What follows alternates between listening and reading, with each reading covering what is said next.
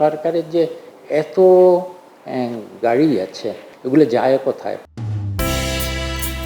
সরকারি গাড়ি প্রসঙ্গে ক্ষোভ প্রকাশ করে পরিকল্পনা এবং শিক্ষা উপদেষ্টা ডক্টর ওয়াহিদুদ্দিন মাহমুদ বলেছেন, প্রত্যেক প্রকল্পে গাড়ি কেনা হয়, এসব গাড়ি কোথায় যায়? সারা দেশে সরকারি গাড়ির একটা হিসাব করা হবে। ৭ অক্টোবর জাতীয় অর্থনৈতিক পরিষদের নির্বাহী কমিটির বৈঠক শেষে তিনি সাংবাদিকদের একথা বলেন। সরকারের যে এত গাড়ি আছে, প্রত্যেক প্রকল্পের মধ্যেই অনেকগুলো গাড়ি থাকে, এগুলো যায় কোথায়?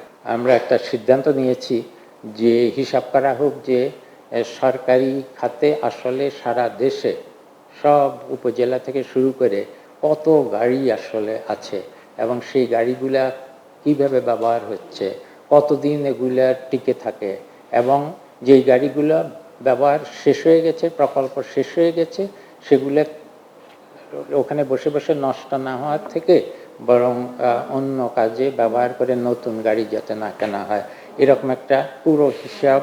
এটা আজকে প্রকল্প না, কিন্তু এই সিদ্ধান্তটা এসে গেছে।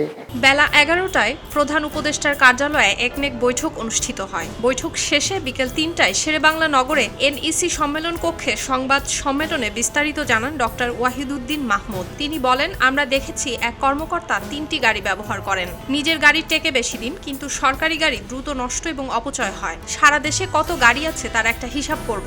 শিগগির আমরা এই তথ্য জোগাড় করব। কত গাড়ি কিভাবে ব্যবহার করা হয়, কারা ব্যবহার করছেন, সব হিসাব হবে। কোনো গাড়ি নষ্ট হলে কিভাবে ব্যবহার করা যায় সে বিষয়ে খতিয়ে দেখা হবে। কর্মসংস্থান প্রসঙ্গে এই উপদেষ্টা বলেন, বেসরকারি বিনিয়োগ কম, সে কারণে কর্মসংস্থান কম। সরকারি বেসরকারি বিনিয়োগ কম হচ্ছে। চাঁদাবাজি প্রসঙ্গে তিনি বলেন, চাঁদাবাজি কমেনি, তবে রাজনৈতিক অপচয় কমানো হবে। জাপানি ঋণ নিরাপদ উল্লেখ করে উপদেষ্টা বলেন, জাপানি ঋণে বাস্তবায়িত কোনো প্রকল্পে দুর্নীতি হয়েছে বলে মনে হয় না। জাপানের প্রকল্পে সুদও কম। জাপান কিন্তু একটা দেশ যেটা অত্যন্ত, আমি আগেই বলেছি, খুব সহজ শর্তে ঋণ দেয়।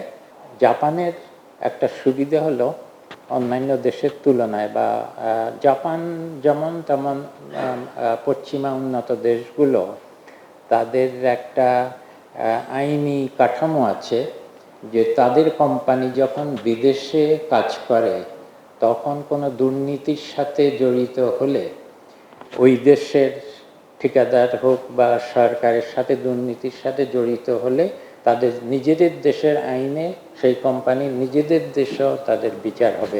এলো মুক্ত চিন্তার স্বাধীন দৈনিক খবরের কাগজ। এখন খবর হবে নিখাত, নির্ভীক, নিরপেক্ষ।